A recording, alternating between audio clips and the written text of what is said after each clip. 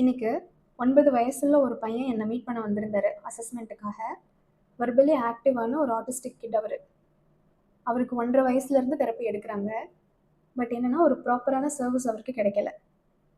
இதில் அல்டிமேட்லி அந்த குழந்தையுடைய பேரண்ட்ஸ் நல்ல எஜுகேட்டடான பேரண்ட்ஸ். நீங்கள் ஏன் ஸ்பீச் தெரப்பியே கொடுக்கல? 9 வயசில் வந்து ஸ்பீச் தெரப்பிக்கு வந்திருக்கீங்க. இவ்வளோ நாளாக என்ன பண்ணுனீங்கன்னா 1.5 வயசுலேயே நாங்கள் தெரப்பி கொடுக்க ஆரம்பிச்சிட்டோம்.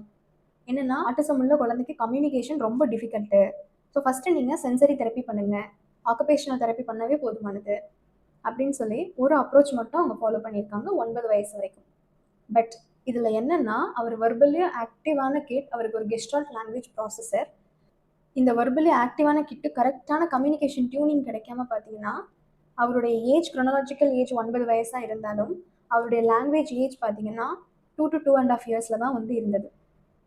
ஸோ டெஃபினெட்லி உங்கள் குழந்தை ஏடிஹெச்டியாக இருக்காங்க, ஆட்டிசமாக இருக்காங்க அப்படின்னா சென்சரி நீட் இருக்குது அப்படின்னா சென்சரி தெரப்பியும் கொடுக்கணும். கம்யூனிகேஷன் நீட் இருக்குது அப்படின்னா கம்யூனிகேஷன் எல்லாமே சைமல்டேனியஸாக தான் கொடுக்கணும்.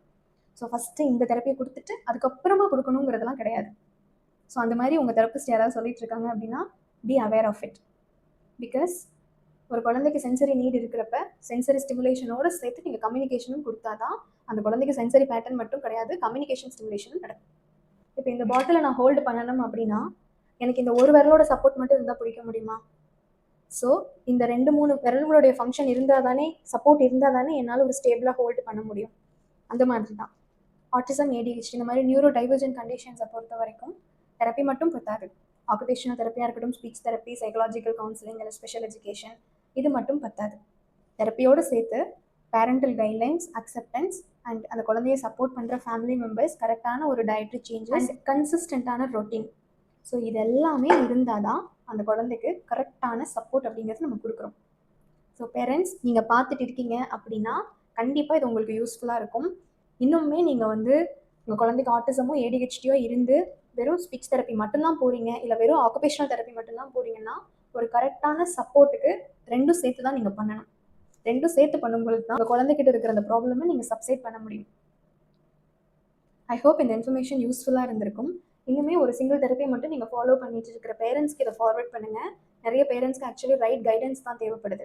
நிறைய பேரண்ட்ஸ் ஆக்சுவலி வில்லிங்காக இருக்காங்க, நான் என்ன பண்ணாலும் சரி பட் என் குழந்தைய நான் கொண்டு வந்துடணுங்கிற அந்த ஆர்வம், ஒரு வைராக்கியம் எல்லாருக்கிட்டையும் இருக்குது. ஆனால் ரைட்டான ஒரு அப்ரோச்சோ ஒரு ரைட் கைடன்ஸ் தான் நிறைய பேருக்கு கிடைக்கிறது இல்லை. ஸோ ரைட் கைடன்ஸ் வேணும்னு நினைக்கிறீங்க, நீங்கள் ஒரு ஹெல்ப் பண்ணணும்னு நினச்சிங்க அப்படின்னா கண்டிப்பாக உங்களுக்கு தெரிஞ்ச ஃபேமிலி அண்ட் ஃப்ரெண்ட்ஸ்க்கு ஷேர் பண்ணுங்கள். நம்மக்கிட்ட இல்லைனாலும் வேறு ஒரு தெரப்பிஸ்ட் கிட்ட சரியான ஒரு கைடன்ஸ் எடுத்துக்கிறதுக்கு உங்களுக்கு யூஸ்ஃபுல்லாக இருக்கும். அவங்க குழந்தையுடைய டெவலப்மெண்ட் இம்ப்ரூவ் பண்ணுறதுக்கும் யூஸ்ஃபுல்லாக இருக்கும்.